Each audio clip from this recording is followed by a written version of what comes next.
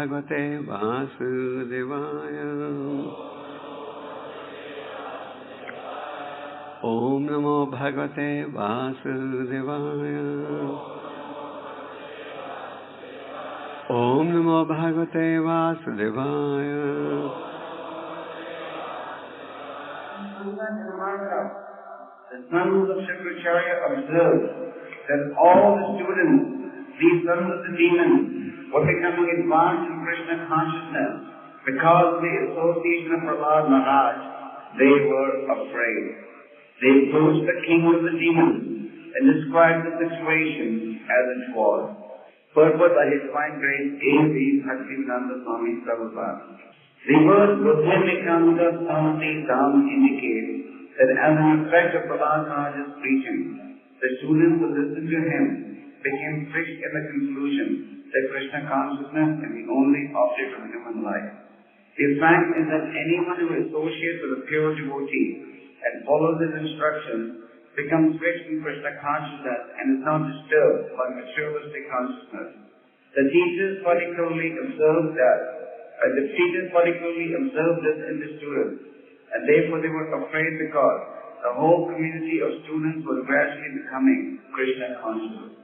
Om Jnana Timirandasya Jnananjana Shalakya Chakshurmilitanena Tasmai Shri Gurave Namaha Shri Chaitanya Manovistam Sakam Yena Bhutale Swayam Rupa Kadamayam Dadati Swapadantikam Vandeham Shri Guru Shri Sapadakam Shri Gurun Vaishnavasya Shri Rupam Sagrajatam Sahagana Raguna Dhanmitam Thamsadevam Sadvaitam Savadhutam Varijana Saitam Krishna Chaitanya Deva Shri Radha Krishna Pradan Sahagana Lalita Shri Vishakhan Samsha Jai Shri Krishna Chaitanya Prabhu Nityananda Shri Advaita Gadadhar Shiva Shri Gaur Bhakta Vrinda Hare Krishna Krishna Krishna Hare Hare Hare Ram Ram Ram Hare Hare athācārya-sutas teṣāṁ buddhim ekānta-saṁsthitām ālakṣya bhītas tvarito āvedayad yathā. So, in this verse, we see that the teachers, namely the sons of Śukrācārya, who were entrusted with the responsibility of converting the divine mentality of Prahlāda into a demonic mentality were unsuccessful. And also, Prahlāda not only was able to retain his determination in spite of the heavy propaganda of Ṣaṇḍa and Amarka, but Prahlāda was also able to convert all the other sons of demons to the path of devotional service also. And as stated by Prabhupada in the Purport, that this was a result of Prahlāda's preaching or the preaching of a pure devotee. And by the preaching of a pure devotee, one can be, the most fallen of all, can be inspired to take to the process of devotional service. The same point or theme was also discussed in our talk yesterday, because the translation and the purport of the verse yesterday also is very similar in theme to the message that we obtained from this verse and the purport. So the key point is the association of pure devotee, the association of one who is determined to stay on the spiritual path. Because of this association, we see that all the classmates of Prahlāda, they were all inspired to take to the classes of devotional service. Hiranyakashipu did not want his son to be attracted to Krishna. That is the nature of demons. They consider themselves to be the supreme, and they do not like to think that there is anyone superior to them. Hiranyakashipu was very concerned that his son is exhibiting divine qualities. So he specially instructed the sons of Śukrācārya, who very willingly agreed to abide by the demonic orders of Hiranyakashipu, because though they were the sons of the family priest of Hiranyakashipu, they were actually interested only in pound, shilling and pence. And therefore, they did not hesitate at all in trying their best to brainwash Prahlāda. But actually they were unsuccessful. And Prahlāda was also successful in converting his entire class to the process of devotional service. So, if one is determined to stay on the spiritual path, then he can never be defeated regardless of the obstacles that one may have to encounter. Prahlāda, because of the fact that he had heard this transcendental doctrine when he was in the womb of his mother, he was determined to stay on the path of Bhakta Dharma, come what may. And even though he was administered poison, thrown from mountain tops, and snakes attacked him, and so many other difficulties that Prahlāda had to face, it did not at all weaken in his determination to always serve the Supreme Personality of Godhead. The buddhim ekānta-saṁsthitām, that is, by the effect of pure devotees preaching, others can be inspired to take to the path of devotional service. So yesterday we had discussed the theme that purity is a force. Purity is a force that enables one to inspire others to the path of devotional service. So it does not matter how fallen individuals in society may be, but by the compassion of a Vaishnava, they can be elevated to the standard of perfection. The Vaishnava by nature is paradukha dukhi. When he sees that somebody else is in distress, the Vaishnava also becomes distressed. Just like you may have pain in any one part of your body, but that pain is enough to paralyze the whole body. So similarly, a Vaishnava, when he sees that somebody else is engaged on this demonic path, he becomes very concerned. Just like we see Prahlāda Mahārāja stating, so chesaso vimukasa chesasa indriyasa maya saka dharmudvaso vimudam. Prahlāda Mahārāja, exhibiting the mood of the Vaishnava, states, when I meditate on those materialists who are endeavoring to convert a position of distress to a position of comfort, my heart laments. Because the Vaishnava is convinced that regardless of the adjustments that one may make, there cannot be any permanent solution in material existence. Therefore, though the Vaishnava may be operating in a material environment, his relationship is exactly like that of a lotus flower that is in the midst of water.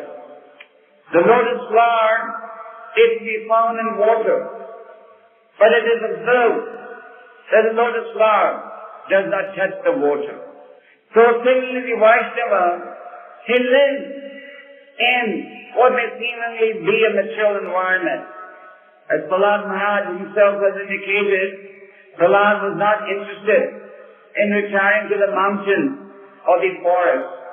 There are certain transcendentalists who hold that spiritual life cannot be practiced in the city. So we must go to the Himalayas or some secluded forest and practice meditation. The Vaishnavas, however, have a different viewpoint. And this viewpoint was also indicated by Bhakti Siddhanta Saraswati Thakur. The viewpoint of the Vaishnavas is that they have to be where the people are, where those who are blind to the purpose of human life can be found. Just like a businessman. A businessman will want to open a shop only where a lot of customers can come, isn't it?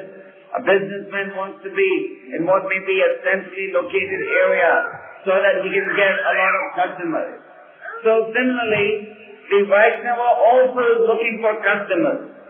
But the Vaishnava is looking for customers who can be converted or attracted to the path of devotional service.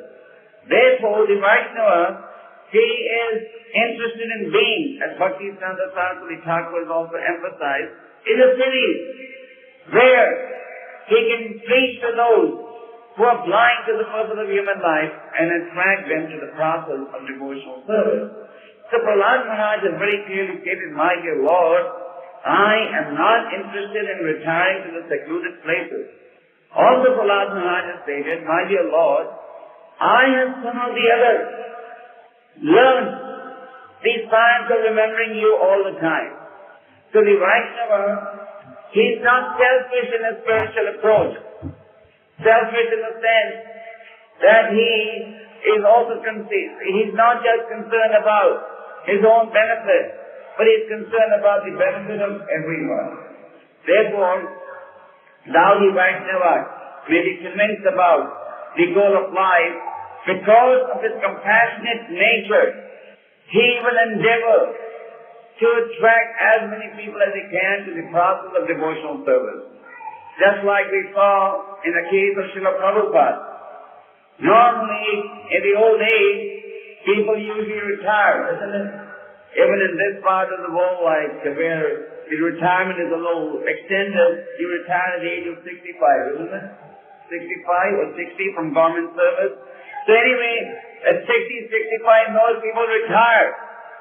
But Prabhupada in his old age, because of his feelings of compassion for, maybe someone can take the chart now. Because of his feeling of compassion for the conditioned soul, Prabhupada left the conquest of Vrindavan.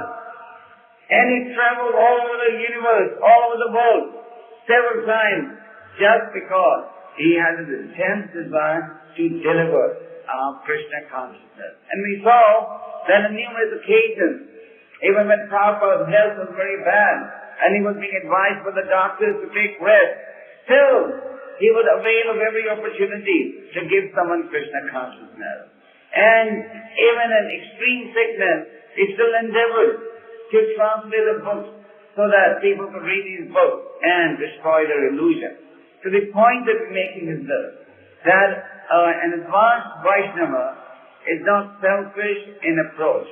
The high definition of Vaishnava is one who is concerned about everyone's welfare, one who is very, very compassionate. Compassion is an essential ingredient for spiritual advancement. Compassion is to be found in the Vaishnava who understands aham bija pradapita. He understands that the Lord is the Father of the entire creation, including those in the lower species of life. The Vaishnava doesn't think that the human species have to be respected and the lower species are meant to be slaughtered. When Parikshit Maharaj saw that the lower species were being harmed, he was furious and he stopped it at once in his kingdom. So that is the understanding of a transcendental. That the entire creation belongs to the Lord. Therefore, when Narada Muni was traveling in the forest and he saw these half-killed animals, Narada Muni was very concerned as to who was responsible for half-killing these animals. And when he faced the hunter, and when the hunter heard from Narada Muni, the simple reaction that will follow, he became so purified that he would not even step over an ant, isn't it?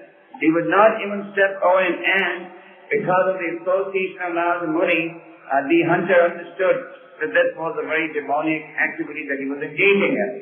So, this is in support of the theme that by spiritual association with a pure devotee, the most simple of entities can be rehabilitated into spiritual culture. Therefore, those who are fixed on this philosophy, they're ever anxious to give their association. Just like in the Bhagavatam, we also see the story of Jadbhat and King Rahugana. King Rahugana, being a Kshatriya, was very arrogant and proud. And King Rahugana was upset because of Yathā is concerned for all the ants on the ground. Yathā was walking so slowly that the speed of his palanquin was being slowed. And King Rahugana started to chastise Yathā. So initially, of course, Yathā heard the chastisement, but later on when he saw that King Rahugana was becoming extensively offensive, in order to prevent Rahugana from being more offensive, Yathā began to enlighten him with the philosophy of Bhagavad Dharma. Yathā explained to him the difference between the body and the soul. Yathā explained to him that any day the tables could turn. Today, he may be the king sitting on the palanquin and Yathā was on the ground, but tomorrow he could be sitting up and Rahugana could be on the floor. So, King Rahugana was so inspired by the teachings of Yathā that he surrendered to Yathā and became his disciple. So this was another instance that we find in the Bhagavatam of how by spiritual association one can get elevated to a higher level of spiritual life. So therefore the devotees are anxious to give their association. The movement of Chaitanya Mahaprabhu is to preach Krishna consciousness. Jai Daga Kahe Kaho Krishna Upadesh. And Chaitanya Mahaprabhu set the example himself. Chaitanya Mahaprabhu set the example. He asked all his associates and devotees to go and preach from town to town, from village to village, from house to house, and he would permit them to come back only once a year for the occasion of rājña.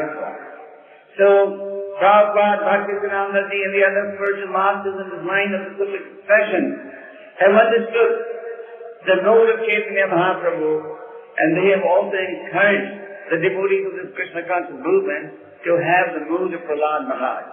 Prahlāda Mahārāja is recognized as one of the Mahājans. Mahājan means a spiritual authority, and the spiritual authority teaches by example. Just like when Ṣaṇḍa Goswāmī went to meet Haridas Thakur. Ṣaṇḍa Goswāmī told Haridas Thakur that there are some who may chant, but they do not preach the glories of the holy name. And there are some who may preach, but do not chant the glories of the holy name, isn't it? But you are simultaneously doing both, chanting and preaching. So Prabhupada explains, this is the standard that every devotee of the Krishna conscious society has to adopt. We have to chant and preach. Sanatana Goswami has very clearly stated that Haridas was doing both. For example, we see that there are certain transcendentalists, they may live in dhams like Vrindavan and so on, and they may chant, and they never preach, isn't it? And there are some who may preach, but they don't practice very rigidly the process of Vaidhi Bhakti. So neither of the two are perfect. One who chants and does not preach, he's selfish in the sense he's only interested in his own liberation. And one who preaches and does not chant is unqualified in the sense he doesn't preach by practice. He's not an athācārya. But Sanatana Goswami says that you are simultaneously doing both, chanting and preaching. So the point that Prabhupada is making, that is by purity we can attract others to the spiritual path. The stage of purity can be attained only if we chant and follow the process of Vaidhi Bhakti. The stage of purity cannot be realized just by chanting the mantra of purity. But the stage of purity can be realized if we endeavor to become pure. Therefore, Chaitanya Mahaprabhu has in his teṣāṁ verses clearly stated,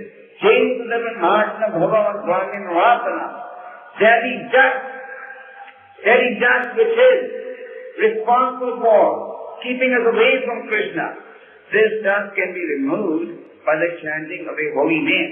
Krishna Surya Sama Maya Hayandikara Yaha Krishna Sahini Maya Dikara. That is, where Krishna, there is no room for the entrance of Maya. Just like where there is sunshine, there is no question of darkness, isn't it? So we have to constantly associate with our holy name. We have to constantly associate with Krishna. Krishna is so merciful that He incarnates in His holy name. Kali Kali Nama Rupa Krishna Avatar. Krishna is so kind that He incarnates in His holy name. And Krishna is so kind that He has presented this very sublime, easy process of self-realization that could not have been practiced in the earlier ages. For example, it is said, Kritya Dhayata Vishnam Tritayo Yajato Makhe Vapare Parikayayam Kalodadhari Kirtanat. That is, that in this age of Kali, just by chanting the names of the Lord, one can obtain the same benefit that he could have obtained in Satya Yuga by the process of prolonged meditation, or in Treta Yuga by elaborate sacrifices, or in Dwapara Yuga by expensive offerings to the Lord. The same benefit can be realized in this Kali Yuga by associating with the holy name of the Lord. Ramachintami Krishna Chaitanya Vikara Puno Shuddha Nitya Mukto Dhinnatam Nama Namina. So this verse also supports the point that the Lord is not different from His holy name, and one can be fully satisfied by chanting the holy names of the Lord. It is not that we are chanting the holy name, you need a variety of different rituals that you must also execute in order to obtain fulfillment or satisfaction. No. Nitya Mukto. That is Purno. Purno means it is complete in all respects. The chanting of the holy name is complete in all respects. And if you have sincerely chanted your holy name, then there is no need for any other form of worship, because the chanting of the holy name includes everything. So, Krishna is so merciful that He presents this very sublime process which if we avail of, we can perfect our human existence. And as we perfect our human existence, our ability and desire to make others perfect their existence will also increase. The desire to change comes from the endeavors that we are making to realize purity. Of course, we are not born with purity. As we say, Om Ajnana Timirandasya, we are all born in ignorance. But by the mercy of the spiritual master, we get exposed to the path that we should rightfully follow, and we take to the spiritual path. So we endeavor to succeed on this path of purity, then automatically the desire to preach the glories of the Lord will also be manifested. So purity is the essence, and purity comes by following the rules and regulations. And by associating with somebody who is pure, one also benefits. Just like Prahlāda points out that there are different types of associations that one can realize. You can have association with somebody who is more advanced. You can have association with somebody who is equally advanced. And you can have association with somebody who is less advanced. Now, how does one react in these three different types of situations? When one associates with somebody who is less advanced, then the Vaishnava exhibits the quality of compassion. When the devotee associates with somebody who is equally advanced, then the Vaishnava is happy. Why? He is happy because he has the opportunity to discuss spiritual topics. When the Vaishnava associates with somebody who is more advanced, then he is joyful. Just like the peacock. The peacock comes out and dances when it sees the clouds. So just as the peacocks come out in the open and dance when they see the clouds, the Vaishnava, when he has the opportunity of associating with somebody who is more advanced, he is very joyful. Because he recognizes that by hearing he will be able to develop the determination to destroy his material desires that are taking him away from Krishna. After all, one has to endeavor to destroy one's material desires. And the ability to destroy comes from hearing. As we were saying yesterday also, hearing is an essential ingredient for spiritual life. Therefore it is said, Nasta Presha Vagreshu Nityam Bhagavad Sevaya Bhagavati Samasloke Bhakti Bhavati Naitaki. By regularly hearing the Srimad Bhagavatam, all that is inauspicious in the heart. And what is inauspicious in the heart? The maintenance of material desire. So, what is inauspicious in the heart is destroyed. Now what happens when your material desires get destroyed? Sometimes people have great hesitation in parting with their material desires. They tend to think that if they were to terminate or exhaust their material desires, then they would be a vacuum in their system. No. When you exhaust the material desires, then you can manifest spiritual symptoms. But if you have full of material desires, then spiritual symptoms cannot be manifested. The two do not reconcile together. You cannot synthesize material desires and spiritual goals. No. In order to realize spiritual goals, you have to part with material desires. And this point is very clearly stressed in the Bhagavatam and in all the scriptures that one has to abandon material desires. Therefore, the Bhagavatam very clearly states, Kamasa Nendriya Priti. That is, you have to give up these sense desires and Jivasa Tattva Jigyasa. The goal should be to inquire for the goal of life which can be realized by giving up material desires. So, the Bhagavatam says that when we give up our material desires, then loving devotional service unto the personality of Godhead will be established. So presently, there is a stumbling block. There's a big blockage that prevents us from establishing loving devotional service unto the Lord. And that obstacle is material desire. That obstacle consists of a variety of anarthas that are covering all our senses. Just like Krishna says, one has to illuminate all the 9 senses with goodness. Then one can escape the influence of illusion. So these anarthas are covering our entire system. And by transcendental hearing and by transcendental association, one can develop the ability to destroy these anarthas.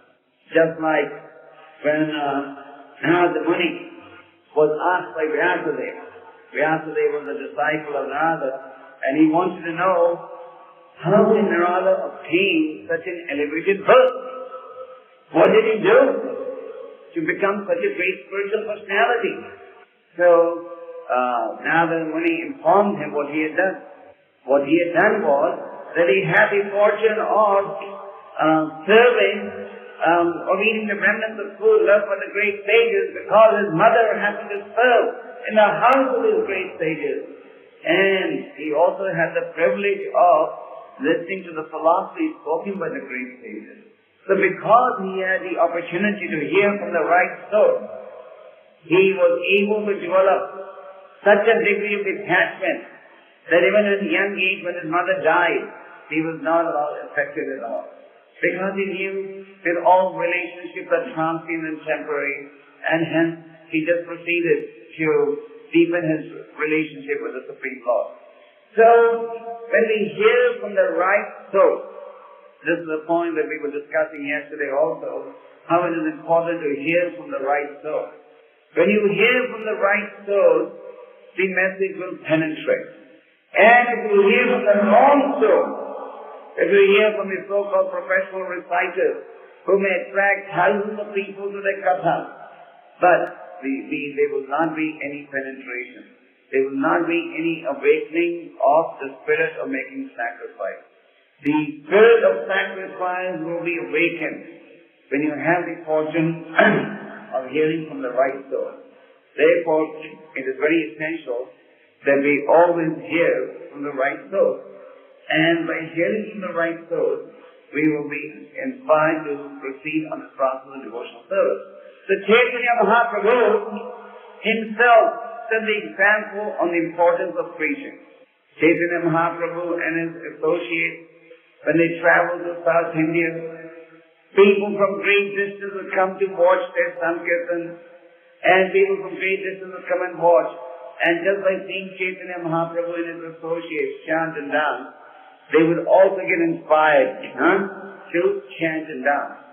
And Chaitanya Mahaprabhu, these individuals, when they would return to the villages after seeing Chaitanya Mahaprabhu's entourage, the others, by seeing these people returning from watching Chaitanya Mahaprabhu, would also be encouraged to chant and dance.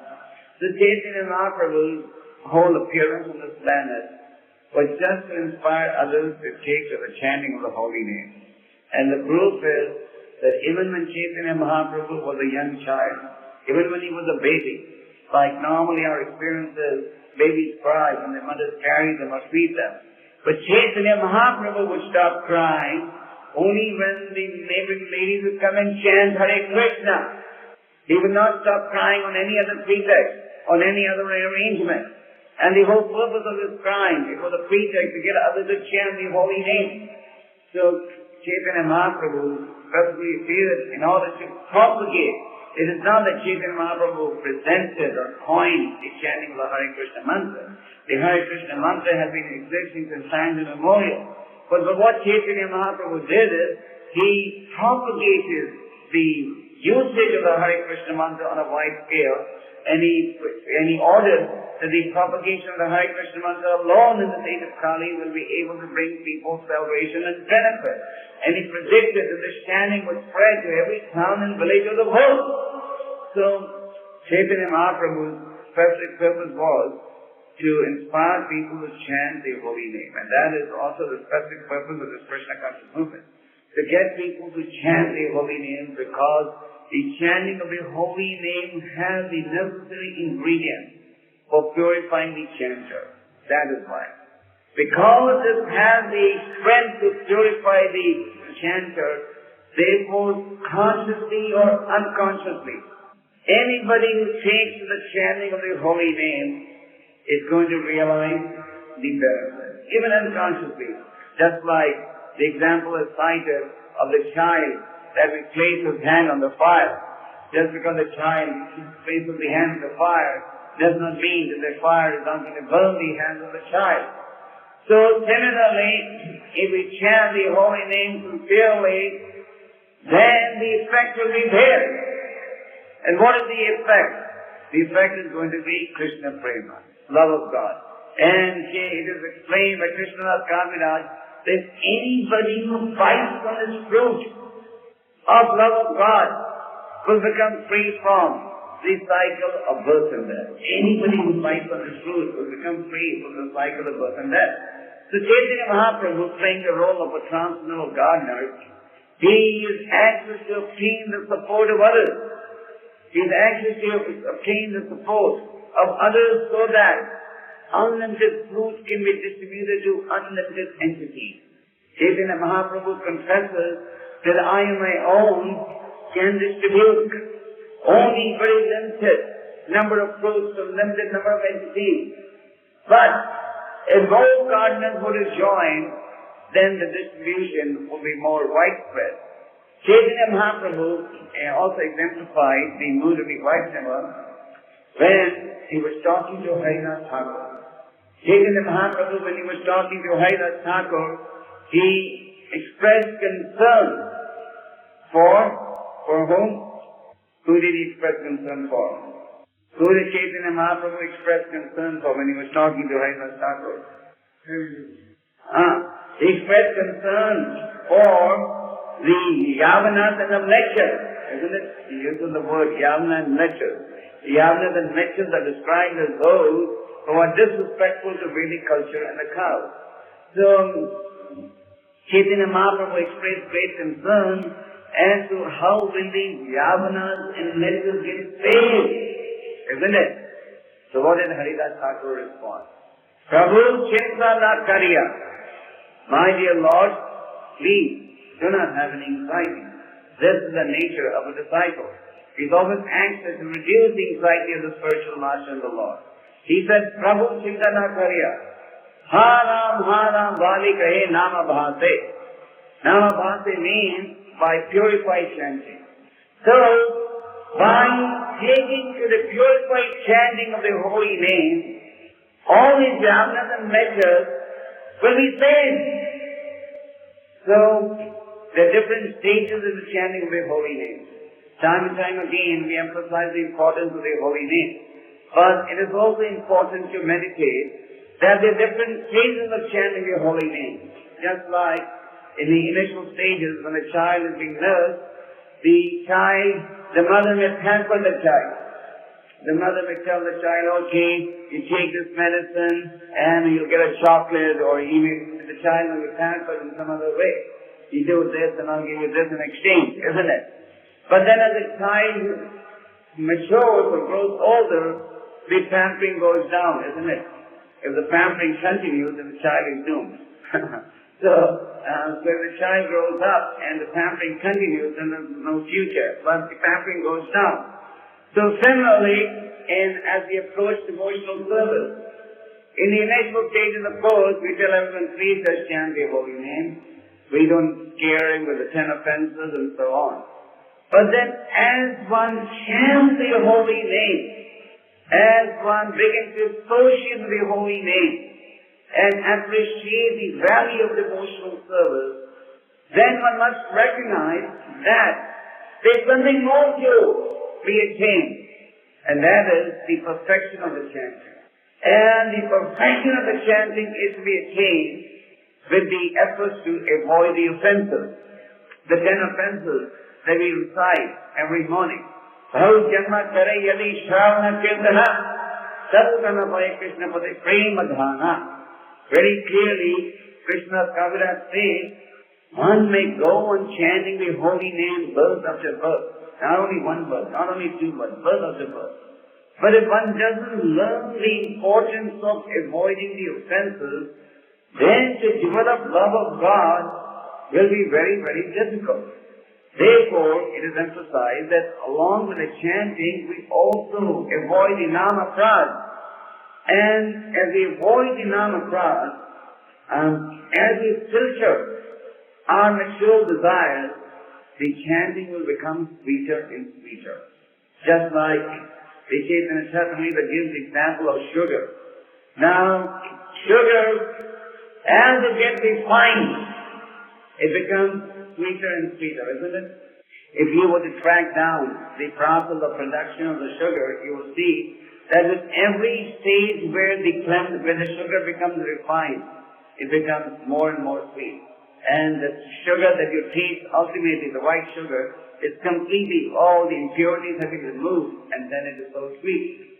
So similarly, as we purify our chanting, this chanting will become sweeter and sweeter, and it will become so sweet that you will not want to be separated from this chanting even for a minute. After all, Krishna in the Bhagavad Gita says, Tatatham Kirtayan Saloma. Always engage in chanting my glory. So, we have to mold our lives in such a manner that regardless of where we are situated, we associate with the holy name. Shravanam, Kirtanam, Vishnu, Smaranam. If we chant and hear, then we will be able to meditate on Krishna. This point we discussed yesterday at length, how by chanting and hearing, we become able to meditate on the Lord. So, we have to mold our lives in such a manner that we can always associate with the holy name. And by always associating with the holy name, we will always be associated with the divine energy of the Lord. And when we are associated with the divine energy of the Lord, we will lose taste for the inferior energy of the Lord, which consists of the desires for sense gratification. So, this verse, to summarize, is describing how Prahlāda was able to transform the students of the class who were all sons of demons to the process of devotional service. Another point that to note is that a devotee does not care for the instructions of the non-devotee, just like Prahlāda. Prahlāda's father and his teachers were constantly instructing him on theories that were in contradiction to Krishna's teaching, isn't it? Therefore, Prahlāda, he did not care for their teaching, because the devotee only cares for what Krishna is saying. And similarly, the devotee knows if Krishna is pleased, everybody else is pleased. And if Krishna is not pleased, nobody is pleased. Even though externally one may be able to please everyone, but if Krishna is not pleased, then we will gain nothing. Just like unless the food hits the stomach, the parts of the body continue to be weak. But if the food hits the stomach, then the parts of the body automatically derive nourishment. So similarly, just like by watering the root of the tree, all the branches are nourished. Similarly, if we take to the path of devotional service, directly watering the root, then all other entities will also simultaneously be served. So Prahlāda was able to inspire his classmates to the path of devotional service because of the purity that he had practiced and exhibited. So similarly, if the devotees of this Krishna conscious movement also recognize the value of purity, endeavor for purity, work hard to realize purity, then they will also be able to attract the so-called demons of society to the path of devotional service. We have enough evidence in our spiritual history to show how so many demons have become devotees. So, and Prabhupada also by his preaching was able to convert so many people to the path of devotional service. So by having faith in the words of Guru, Sadhu and Shastra, if we endeavor for purity and endeavor to treat the glories of the Lord, then we will also be able to convert the demons into devotees as Prahlāda had done. Hare Krishna. They become fired up. Yeah. But after some time, they become attracted to material desires again. So is it only the faith that is not so... Okay, I follow your question.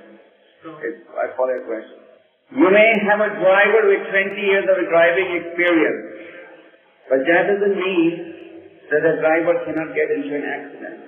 If the driver, you may have the best seasoned driver, you may have the best pilot, but if he makes one error, then he can get into an accident, isn't it?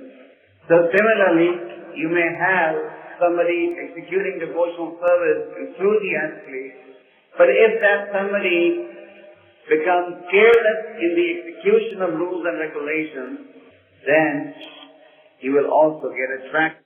That somebody was enthusiastic and is not enthusiastic now, if you do a case history as to how did that situation arise, you will see that somewhere along the line, the person began to deviate, and because his God began to deviate, his ability to resist Maya weakened. Just like when your body is very healthy, then you can tolerate the germs. Then you can tolerate some epidemic or what's the effect. But when your body gets weak, then you can't tolerate it. Then the germs take the upper hand and make you more sick. So when you don't chant and you don't follow sadhana bhakti, then your resistance to Maya collapses. And when your resistance to Maya collapses, then you can't reject Maya. Because Maya comes on in such an attractive pose that you can't say, no, I don't want you. I don't want free sex. I don't want this. You can't say that. When the prostitute tried to convert, when Maya Devi incarnated as a very beautiful damsel and made these very tempting poses in order to steal Haridas's intelligence, she was defeated, isn't it? Why was she defeated? Because Haridas was involved in this matter. When the prostitute tried to seduce Haridas, what happened? Not only did she fail, but because of the purity of Haridas, she became an devotee. Hare Krishna.